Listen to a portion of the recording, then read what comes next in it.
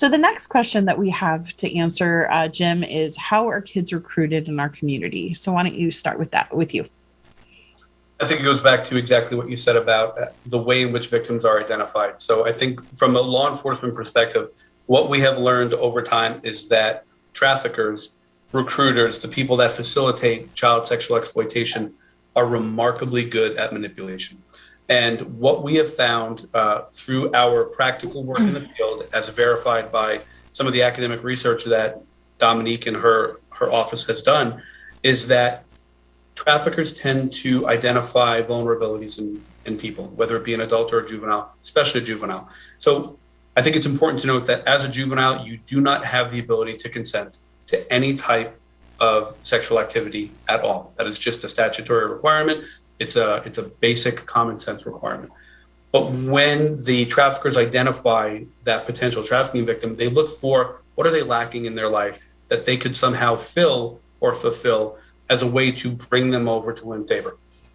So there's a multi-step process where the trafficker will meet somebody and they'll find that they have an unstable home life. They don't have a lot of money. They are otherwise disconnected socially from a network of support that most of us have, and they will try to fill that role. So it may be something as simple as they'll take them out to eat. They'll buy them, a purse, some kind of knockoff at a swap meet or something, but they'll give them something to make them believe that they, the trafficker, care about them as an individual. And many times these exploited victims are just starving for that kind of connection.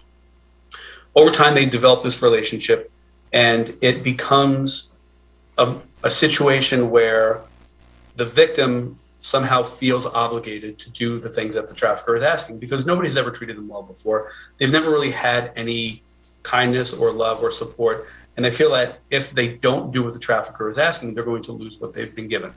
There's a very minimal bar of acceptance or social acceptance for many of these victims. So the trafficker will manipulate the situation to say, if only we had some more money, we could do this, or I could treat you better, or I could take you somewhere.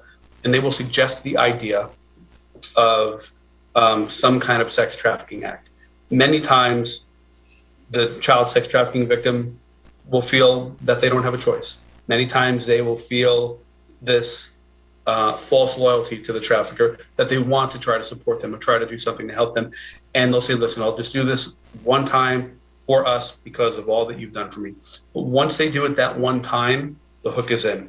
They drop the facade that it's a boyfriend or there's a relationship, and they become entirely the exploiter of this child. And I want to make an important point of clarification. So when I say the child sex trafficking victim decides to do it, in no way mistake that with any kind of agency or any kind of choice. This is manipulation. They don't have the cognitive ability to properly understand what is being asked of them and what the collateral effects may be after the fact. So once the trafficker drops that facade, they become just another means for them to achieve whatever end they're looking for, which is very often monetary gain. So as they continue to stay in this life, it depends upon the situation, but a lot of times the victims that we're dealing with, those that have a lot of vulnerabilities that are easy to exploit, they don't really come from a great background because of unstable home life, lack of money, whatever. And they kind of feel like, well, this is pretty much my lot in life. This is what I expected. And then they just kind of go along. Over time, they are then used to go out and recruit additional victims, which is what happened in the infamous girl in a dog crate case. And that's how, we continue to see victims getting entered into this lifestyle. The only thing that will stop this cycle is either an intervention by law enforcement or an intervention by a service provider. And one of the things that Dominique and I have become very well acquainted with over the last 12 years of our working together is that you will always take the opportunity to offer help with the understanding that you may not always get the reception that you're looking for. But you keep trying and you keep trying. And Dominique will talk about an analogy that we have within our field about why it's so important to focus on just that one victim, that one time.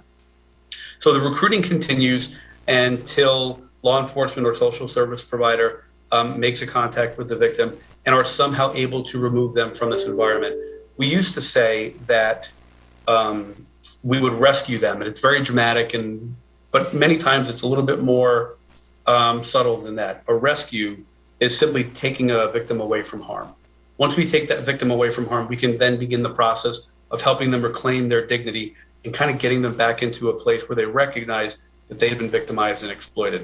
But while we're doing that, this very powerful pull of the trafficker remains. They may still have connection via social media. They may still have a phone that they're texting or calling on, or they may go kind of in a more circuitous route through their friends, through their family, and intimidate the victim to either leave the safety of law enforcement or human services provision and go back to them. So the process of recruiting is ongoing. The process of retention is ongoing. And it takes entirely a community of law enforcement and academics and service providers and the faith-based community to rebut this. The last thing I'll say about recruiting is this. I and others like me in law enforcement spend a lot of time investigating our cases, going out and doing all that we can to hold traffickers and buyers accountable while providing services to the victim. But there is a limit, quite honestly, to what we can do. So while I may work 40, 50, 60 hours a week as a police officer, the traffickers are working 24/7, all the time, to manipulate, recruit, and retain their victims and to continuously use them as a source of income.